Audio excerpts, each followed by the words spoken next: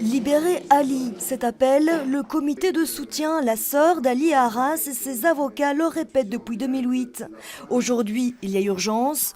Le 10 juillet, le belgo-marocain a entamé une grève de la faim et de la soif depuis 2 jours, suite aux humiliations dont il se dit victime au quotidien en prison au Maroc. Il y a eu 5 personnes qui étaient cagoulées, qui sont rentrées dans sa cellule, qui l'ont mis à nu et ils l'ont humilié en lui demandant de faire des flexions, des pompages.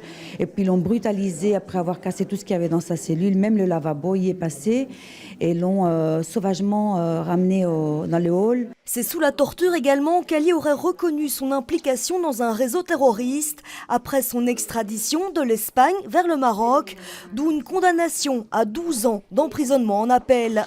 Des violences constatées par un rapporteur de l'ONU selon ses avocats. En plein recours au Maroc, il dénonce l'immobilisme de la Belgique à l'abri derrière une convention. On se rend compte dans la pratique que les États interviennent pour leurs nationaux, même dans un pays dont ils disposeraient également de la nationalité.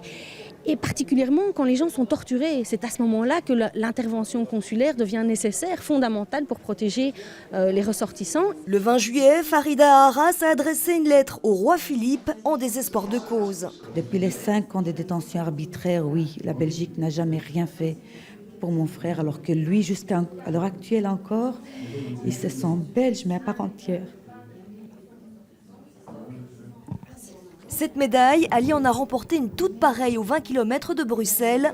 Dehors, des proches d'autres détenus belgo-marocains attendent un geste. Si rien ne bouge, les avocats d'Ali introduiront une action au référé cet été contre l'État belge.